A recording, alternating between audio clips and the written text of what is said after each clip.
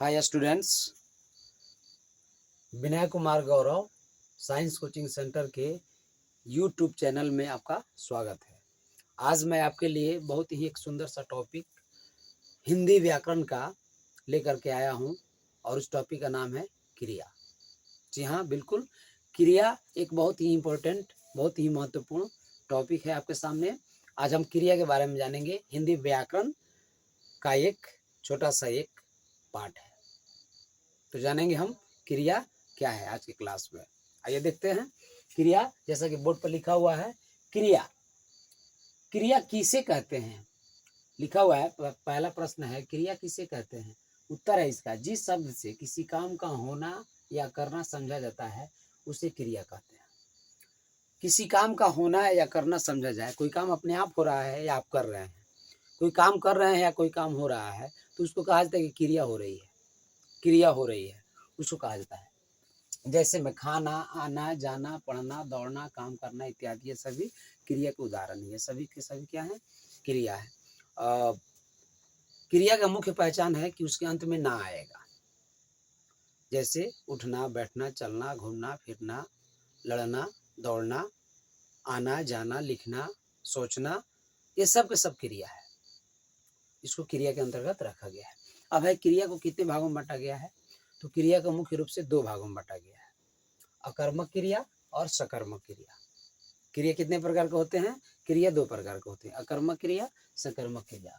प्रश्न 2 है, क्रिया कितने प्रकार का होता है, तो क्रिया मुख्य रूप से दो प्रकार का होता है, अकर्मक क्रिया पहला, दूसरा है सकर्मक क्रिया। अ माने होता है नहीं, और स का मतलब साथ में, मतलब स का मतलब उसके साथ में है ना। अकर्मक क्रिया का मतलब हुआ कि जिसमें कर्म का प्रयोग नहीं हो, जिसमें कर्म नहीं हो, क्रिया के साथ में कर्म नहीं आता है, उसको अकर्मक क्रिया बोलते हैं। और सकर्मक क्रिया का मतलब होता है जिसमें क्रिया के साथ कर्म का प्रयोग होता है, उसमें कर्म आता है। किसी वाक्य में कर्म का प्रयोग अगर हो तो वो सकर्मक क्रिया में आएगा। आइए देखते हैं। प्रश्न 3 है, अकर्मक और सकर्मक क्रिया क्या है, दोनों के बारे में आपको बताना है विस्तृत रूप से।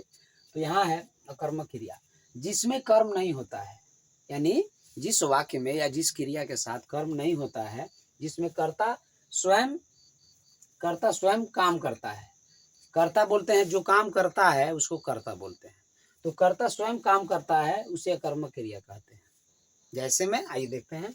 जैसे में, वह हंसता है, तुम रोते हो, वह नाचती है, वे लोग खेलते हैं, कोयल कूकती है, कौवा उड़ता है, चिड़िया उड़ रही है ना। ये सब कर्ता कोई ना कोई क्रिया कर रहा है। तो कोई अगर क्रिया कर रहा है तो वो आपको आता है अकर्मक क्रिया में। अगला है आपका सकर्मक क्रिया। सकर्मक क्रिया है, यहाँ देखिए, जिस क्रिया के साथ कर्म लगता है, अर्थात जिसमें कर्ता के कार्य करने का फल सीधा कर्म पर पड़ता है, उसे सकर्मक क्रिया कहते हैं। मतलब कर्ता अगर काम करता है तो उसके काम करने का परिणाम या भुगतान जिसको भुगतना पड़ता है उसको कर्म कहते हैं। एग्जाम्पल के तौर पर, उदाहरण के लिए, मैं कुत्ते को मारता हूँ, तो मैं कुत्ते को मारता हूँ, कुत्ता को जब मैं मारूंगा तो जाहिर सी बात है कि कुत्ता चिल्लाएगा, यानी उसको चोट लगेगा। तो मेरे पीटने का, मारने का फल किस पर पड़ा, कुत्ता पर पड़ा।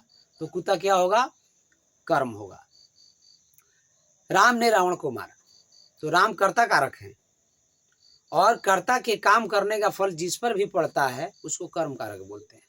तो राम ने रावण को मारा, यानी राम के मारने का फल किस पर पड़ा, रावण पर पड़ा, तो रावण कर्म कारक होगा।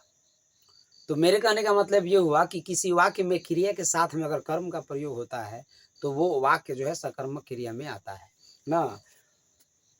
जैसे यहाँ देखिए, राम आम खाता है, यानी राम के खाने का फल किस पर पड़ा, आम पर पड़ा, तो ये आम कर्म है। तो राम आम खाता, यानी खाना क्रिया है, इसके साथ कर्म का प्रयोग हुआ है।